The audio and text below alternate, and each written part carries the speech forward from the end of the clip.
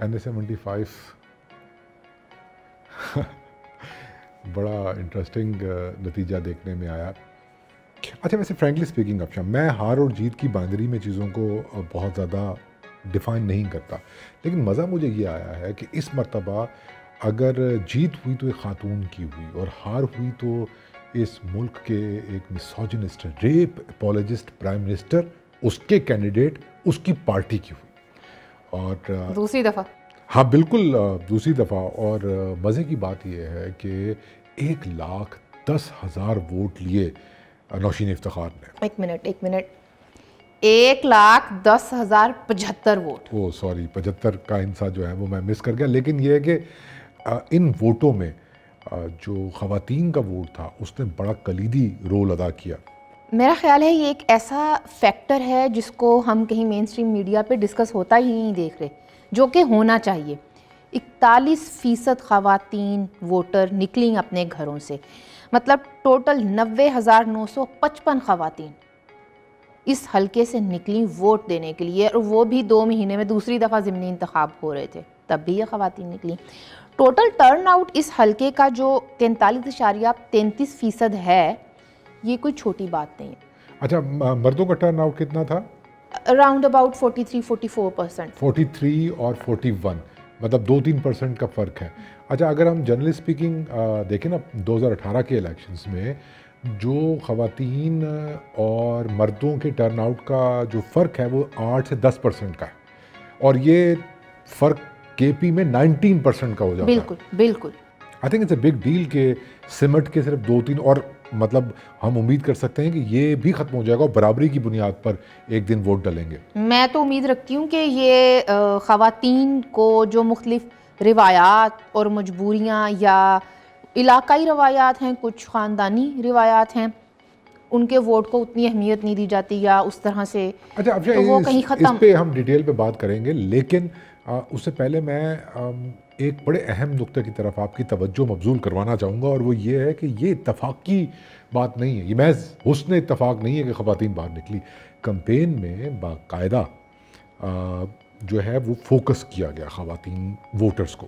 دیکھیں میں نے جب نوشین افتخار سے بات کی، ہم جب ڈسکا بھی گئے تھے تو ہم نے دیکھا کہ وہ خواتین کو انہوں نے فوکس کیا ہوا تھا.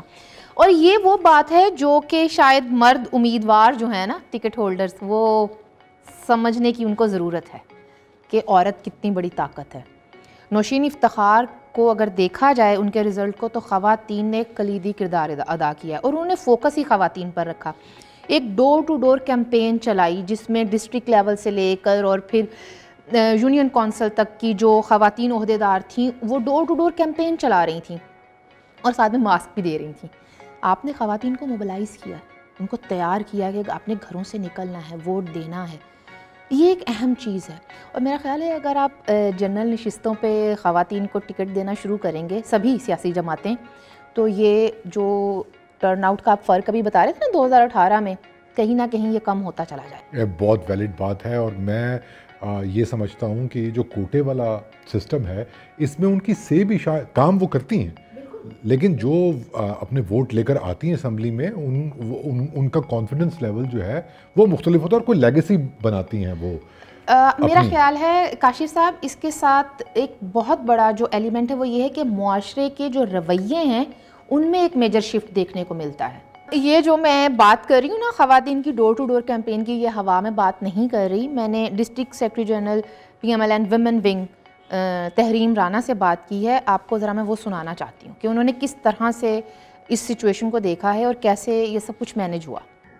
ڈسکا کی جیت میں جو چند چیزیں تھیں جنہوں نے بہت اہم کردار ادا کیا، اس میں سے خواتین کا ایک بہت بڑا رول تھا. خواتین بہت بڑی تعداد میں نکلیں اور انہوں نے ووٹ کاسٹ کیا، جو کہ ایک بدلتے ہوئے حالات کے مطابق ایک بہت بڑی بات ہے کہ خواتین کو اپنا حق رائے دہی استعمال کرنے کا شعور آیا ہے.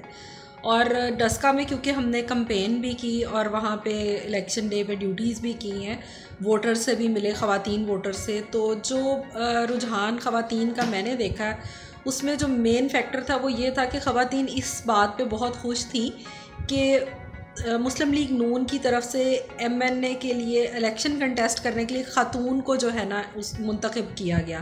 اور خواتین اس چیز کو بہت پسند کر رہی تھیں، جس کی وجہ سے بہت بڑی تعداد میں خواتین ووٹ دینے کے لیے نکلیں۔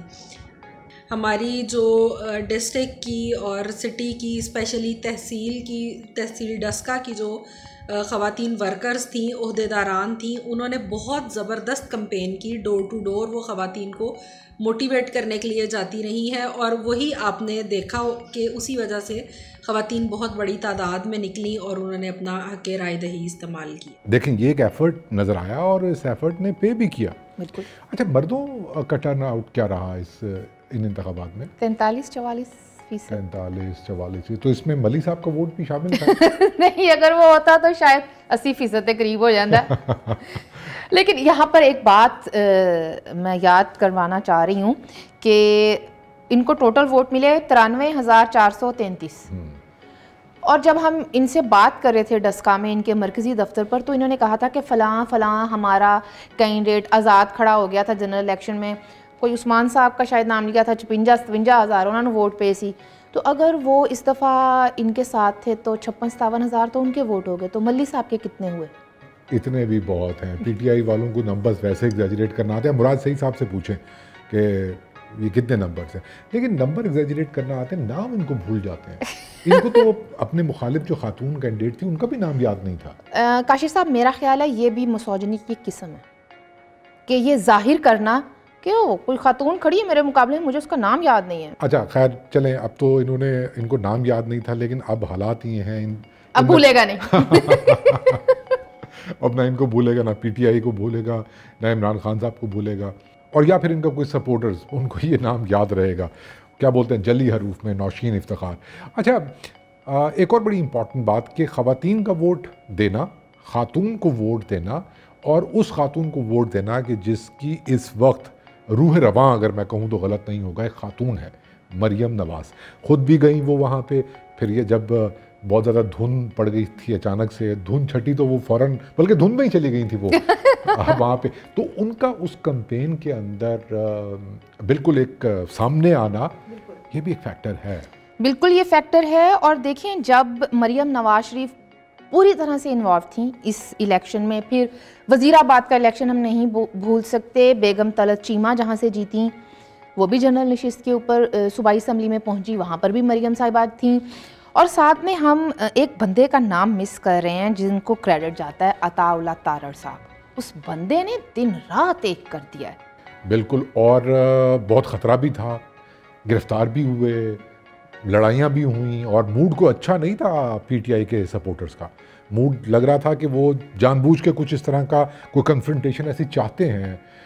یس، کریڈٹ گوز ٹو تارڑ صاحب، اور اس کے علاوہ ایک اور بہت اہم نام میرا خیال ہے کہ ان کو بھی کریڈٹ جاتا ہے اس چیز کا، دیٹ از حمزہ شہباز۔ حمزہ جب واپس آئے ہیں، اور مجھے ویسے اتنا علم نہیں تھا، سچی بات ہے کہ کس طرح سے یہ سب کچھ ہوا، جب میں نے اس جیت کے بعد دسکا کے لوگوں سے رابطہ کر کے پوچھا کہ میں نے دسو سمجھاؤ کی بنی ہے کین جو ہے، تو جو فیلڈ سے جو لوگوں نے بتایا وہ میرے لیے بڑا خوشکن تھا۔ ویسے میں اکثر کہتی بھی ہوں کہ حمزہ صاحب حلقے کی سیاست کو جانتے ہیں، اور اس کو کیسے چلانا ہے، اس کو مینج کرنا ہے، سمجھتے ہیں۔